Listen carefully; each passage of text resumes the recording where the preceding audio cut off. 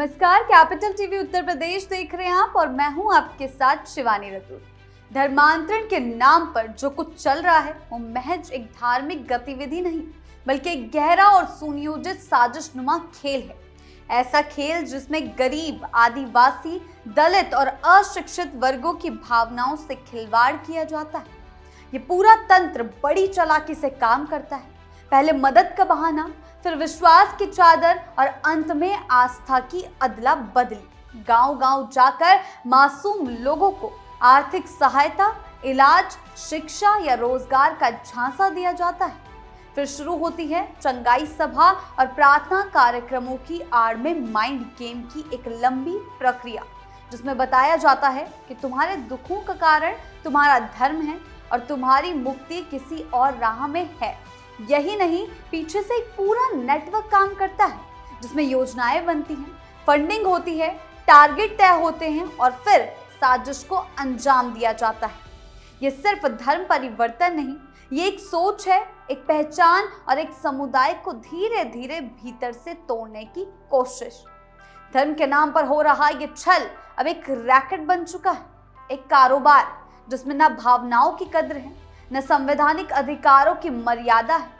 ऐसे में जब पुलिस कार्रवाई करती है और सरकार सख्त रुख अपनाती है तो ये केवल एक कानूनी कार्रवाई नहीं बल्कि उन हजारों लोगों के साथ न्याय है जिनकी आस्था, विश्वास और जीवन को छलने की कोशिश की जा रही थी।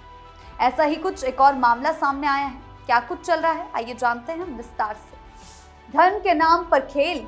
जब लोगों की जिंदगी और जबरदस्ती या प्रलोभन और छल कपट के माध्यम से धर्म परिवर्तन कराने का काम एक व्यवस्थित गिरोह के जरिए हो तो ये केवल एक व्यक्तिगत मुद्दा नहीं रह जाता बल्कि पूरे सामाजिक ताने बाने को प्रभावित करने वाला विकृति बन जाता है। उत्तर प्रदेश के अहरोरा जिले में पुलिस द्वारा धर्मांतरण गिरोह का खुलासा इसलिए महत्वपूर्ण है क्योंकि ये घटना न सिर्फ स्थानीय स्तर पर सामाजिक सुरक्षा और कमजोर वर्गों की रक्षा की जरूरत को उजागर करती है बल्कि ये सरकार और समाज के लिए एक चेतावनी भी है कि यदि लोगों की मौलिक आज़ादी, यहाँ धर्म परिवर्तन की स्वच्छता को सुनिश्चित नहीं किया गया तो बड़े पैमाने पर उपेक्षा, शोषण और सांप्रदायिक विभाजन हो सकता है। तमिलनाडु निवासी देव सहायम डैनियल और उन्हें अन्य आरोपियों द्वारा ग्रामीण महिलाओं और आदिवासी समुदायों को सिलाई, कढ़ाई प्रशिक्षण और आर्थिक सहयोग जैसे माध्यमों से संपर्क में लेना, वहां चंगाई प्रार्थना सभा जैसा धार्मिक कार्यक्रम आयोजित करना और महीनों से ऑपरेशन नेटवर्क बनाना, ये सभी संकेत है कि ये सिर्फ एक व्यक्तिगत धर्म परिवर्तन नहीं बल्कि एक संगठित, रणनीतिक और नियंत्रित प्रक्रिया थी जिसमें व्यक्ति के भरोसे को तोड़कर सामाजिक, आर्थिक और आध्यात्मिक दबावों का इस्तेमाल किया गया। बड़ी साजिश का खुला राज।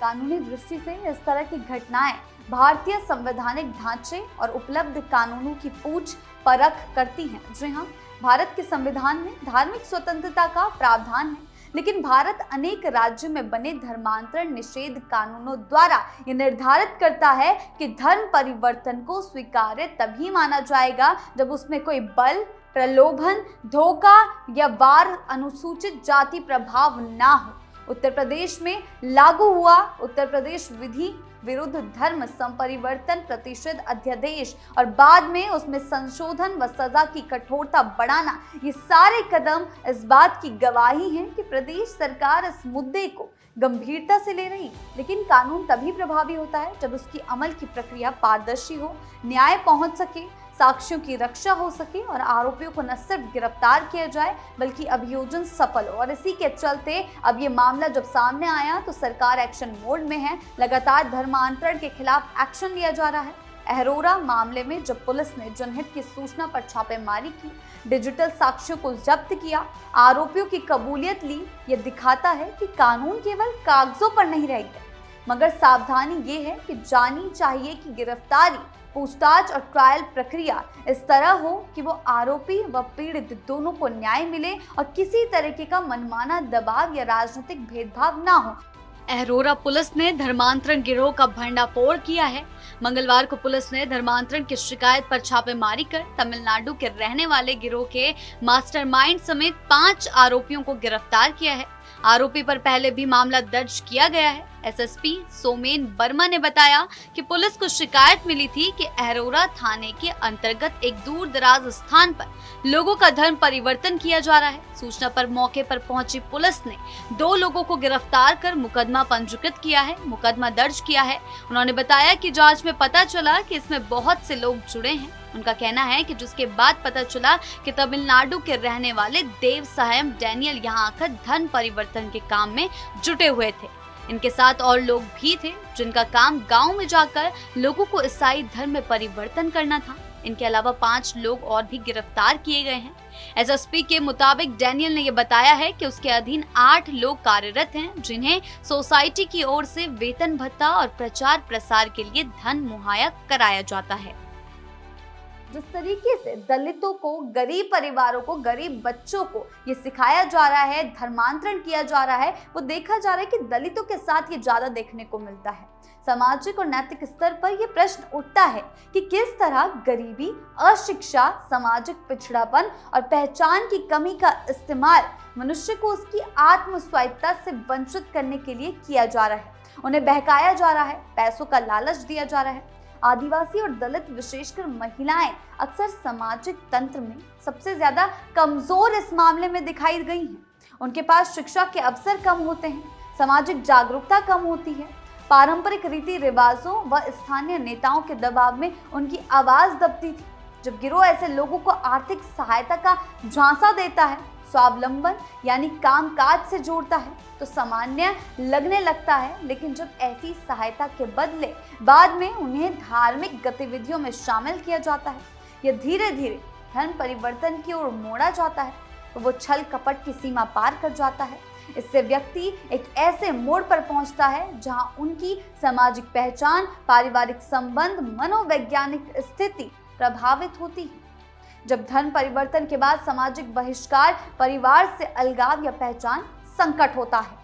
राजनीतिक और प्रशासनिक दृष्टिकोण से देखा जाए तो ये साफ है कि राज्य सरकार और विशेषकर उत्तर प्रदेश सरकार योगी आदित्यनाथ इस धर्मांतरण रैकेट के हर एक पहलू को उखाड़ फेंकने के मंसूबे से काम कर रहे हैं। इस विषय पर अपना रुख मजबूत कर रही है। योगी आदित्यनाथ सरकार ने नीति और कानून दोनों में धार्मिक परिवर्तन के नाम पर हो रही मनमानी को रोकने के लिए अनेक कदम उठाए हैं। पहले छांगुर का मामला आया, आगरा धर्मांतरण का मामला आया, उन पर भी शिकंजा कसा गया है, उन्हें भी आड़े हाथों लिया गया है, उनकी संपत्तियों को कुर्क किया गया है, बुलडोजर एक्शन हुआ है। ये सिर्फ न विधानमंडल में कानून पारित किया गया, बल्कि पुलिस प्रशासन और स्थानीय अधिकारियों और तहसील स्तर के कर्मचारियों तक को अधिक सक्रिय कर दिया गया है। ऐसे मामलों में जब समाज में भय हो कि धर्मांतरण किसी बड़े सांप्रदायिक एजेंडा का हिस्सा है, तब सरकारी कार्रवाई की भूमिका सिर्फ अपराध रोकने की नहीं, बल्कि समाज को ये भरोसा देने की है कि धार्मिक आजादी सम्मानित है, लेकिन किसी की धार्मिक स्वतंत्रता दूसरे के आत्मसम्मान या सामाजिक न्याय को प्रभावित नहीं कर सकती। जबरदस्ती अगर धर्म परिवर्तन कराया जा रहा है तो वैध नहीं माना जाएगा, उसे अवैध ही माना जाएगा। अरोरा में हुई ये कार्रवाई ये संकेत है कि यदि राजनीतिक इच्छा शक्ति हो तो गिरोह की जड़ तक पहुंचा जा सकता है, लेकिन यह एक सतत प्रक्रिया होनी चाहिए। निरंतर निगरानी रखी जा रही है योगी सरकार द्वारा। सामाजिक शिक्षा, पारदर्शी कानून प्रक्रिया और संवेदनशील जांच सभी इस पहलुओं में देखने को मिल रहे हैं। घटनाएं ये भी बताती हैं कि सूचना एवं रिपोर्टिंग कितनी महत्वपूर्ण है। ये गिरोह सूचना मिलने के बाद सक्रिय हुआ। ग्रामीण स्तर पर देखा जाए तो सामाजिक कार्यकर्ता, गैर सरकारी संगठन और स्थानीय समुदाय मिलकर काम करते हैं, तो ऐसे मामलों को समय रहते पकड़ा जा सकता है। जी हाँ, जिस तरीके से अगर धर्मांतरण के खिलाफ दलितों को आगाह किया जाए, उन्हें बताया जाए, तो वो इस जाल में फंसे ही ना। शिक्षा हो, जागरूकता अभियान चलाए, महिला सशक्तिकरण, स्थायी स्वयंसेवी समितियां, पंचायतों की भूमिका, ये सभी जरूरी तंत्र हैं कि जो कि धर्मांतरण जैसे समस्या के गिरने से पहले रोकते हैं। यदि स्थानीय स्तर पर लोगों को पता हो कि प्रशिक्षण और आर्थिक सहायता जैसा प्रस्ताव अगर धार्मिक दबाव के साथ आता है तो उसे नकारने का साहस हो, तो गिरोह की स्थिति कमजोर होगी और ऐसे गिरोह का पर्दाफाश होता रहेगा। अरोरा का ये मामला सिर्फ एक समाचार नहीं है, बल्कि देश के संवैधानिक मूल्यों, सामाजिक न्याय और मानव अधिकारों की रक्षा की परीक्षा है। यदि सरकार, न्यायपालिका, पुलिस और आम जनता मिलकर ये सुनिश्चित करे कि धर्म परिवर्तन का निर्णय पूरी तरह स्वैच्छिक हो, अपनी मर्जी से हो, किसी तरह के दबाव में ना हो, प्रलोभन या आर्थिक मानसिकता के दबाव के बिना हो, तो ही सामाजिक समरसता और शांति बनी रह सकती है।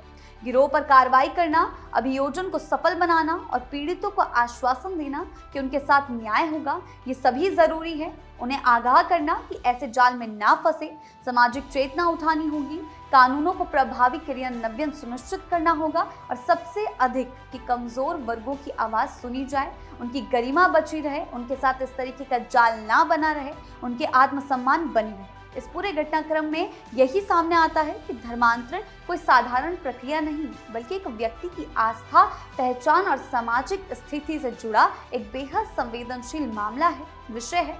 जब ये प्रक्रिया स्वेच्छा से हो तो वे संविधान द्वारा प्रदत्त अधिकारों की अभिव्यक्ति है।